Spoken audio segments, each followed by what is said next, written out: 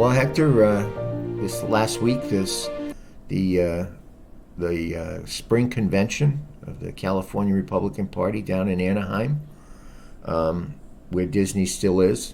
I'm not sure they're still in Florida these days, but they're still in Anaheim.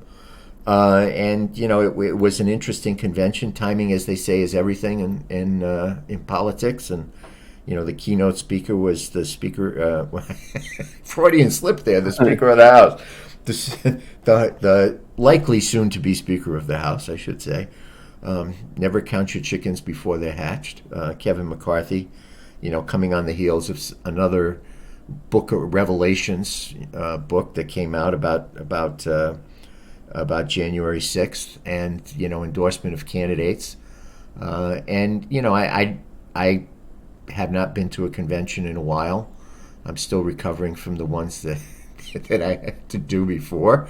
And so, but it did sound like that there was some optimism. It wasn't like people were hungover from the recall, which was good, but that there was some optimism. And I think kind of the optimism that on the Republican side of things, there's feeling around the country about good things that are going to happen in November for the party and hopefully for the country. Took root there. And, I'll turn it over to you. I know they had, besides Kevin, they had some other speakers, Tim Scott and Congressman from Florida as well. But it sounded like not a, you always worry that those things end up sounding like a wake or a funeral or something, but it sounded like anything but that. Well, and as you mentioned, for Kevin McCarthy, who's out of Bakersfield, in order for him to become the Speaker of the House, to basically retire Nancy Pelosi from that position, a lot of these races, a lot of these battleground races have run right through California. We've got, about 4 to 5 of them here in California with Michelle Steele, Young Kim. You've got Valadeo, Garcia, and like 2 or 3 other races that could potentially swing, whether Republican or Democrat. And so right now, Nancy Pelosi has got a small margin. I don't remember the number off the top of my head, but I believe it's less than 10 that she currently has, Democrats versus Republicans in the House that gives her the ability to be Speaker. Kevin's looking to, flip the tide on defend a bunch of the seats that he's got, but also flip a couple of them. And I think there's a lot of enthusiasm, a lot of optimism, especially given the polling numbers for Joe Biden. I was looking at it the other day, and only 26% of Hispanics believe that Joe Biden is doing a good job. And the one that really floored me was, the youth voters. Only 41% of youth voters think Joe Biden's doing a good job. I mean, that should be a number in the high 80s to 90s, because that's his crowd. And so, we'll see how this, there's still several months away from not just the June primary, but also the November election. And in politics, that's an eternity. Things can turn on a dime, but for right now, it looks like it's smooth sailing over for Kevin McCarthy. And knowing him as well as we do, he's gonna do everything he can to campaign, raise money as best as he can to try to flip that house. There was a story today. I think the number was 125 million from his leadership PAC that he's going to put into House races. Wow. And that's what he needs to do. I mean,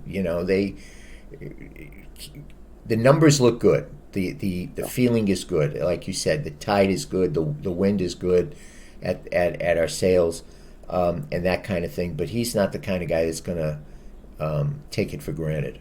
You don't rise to the level that he has risen by taking stuff like that for granted. So he's going to put every resource into it, as will the Democrats. I think the key thing, like you said, is that the Democrats are dealing with the record of the last year and a half right now, and it sucks.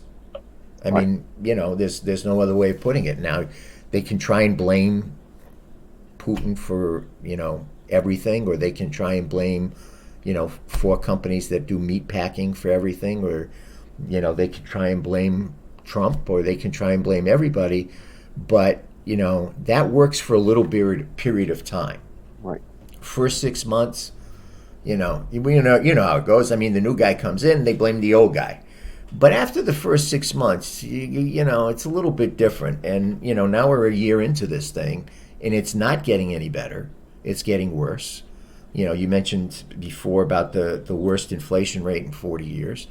And it's the kind of thing that hurts everybody. Mm-hmm. So it's not anything that's targeted like social issues or targeted to certain groups and things like that. This is an across the board. People are hurting, people are pissed, and people are saying what happened. Yeah. The pandemic is virtually over. Why aren't things getting better? Things should be getting better. And that's something that they're going to have to defend, and they're going to have a tough time doing it. And him pouring in $125 million to put an exclamation point on this thing, smart move. Yeah. Well, they also at the California Republican Party convention they made endorsements, and we'll go into first of all I'll list off some of the endorsements. They endorsed Brian Dahle for governor of California. They also made endorsement of Mark Mercer for U.S. Senate, who will be running against Alex Padilla. They endorsed Angela Underwood Jacobs for lieutenant governor. Nathan Hochman for Attorney General, who'll be running against Bonta, and we've talked quite a bit about crime in California, and so that'll make for a very interesting race. Obviously, Lanhee Chen for state controller, he was, I think, one of the only ones who received kind of a unanimous support right. from the delegation. They also endorsed Lance Christensen, who we've had on this podcast before, to run for superintendent of public education. He's kind of our friend here, wonky guy, but knows his stuff, and so the Republican Party ended up endorsing him. Mike, you've been involved in politics, party politics, in as executive director and the co-chair. Why is it important to get the endorsement of the Republican Party or the Democratic Party for that? Why do candidates go out and seek that? And as we saw in this convention, they spend a lot of money, they spend a lot of time, they bring their volunteers over, they have hospitality suites. I mean, what's the draw for it? Well, it's resources. What happens is if you're the endorsed candidate in a of the party in a primary, even an open primary like we have here in California, it avails you of the resources, the voter files, the lists of people, the donor lists, the volunteer lists.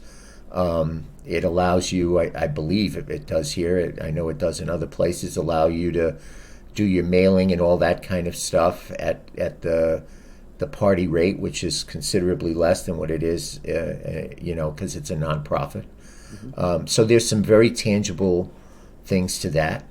You don't have in some places where you have the party is like a political machine.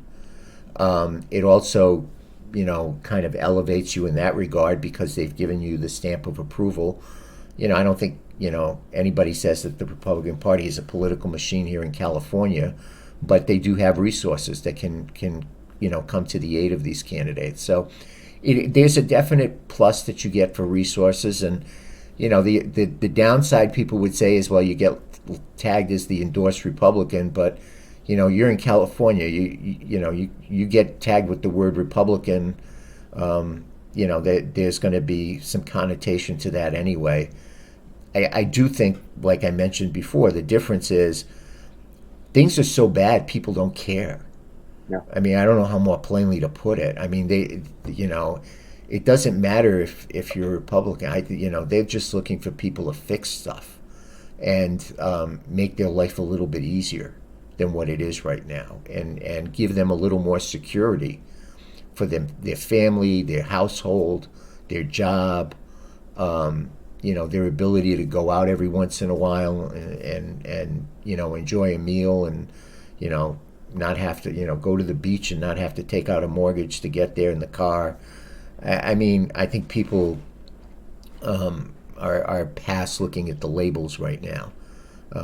But it does have a definite impact, and it's also a good boost. I mean, I don't think that, Brian Dahle, I think it took five ballots for him to get the endorsement.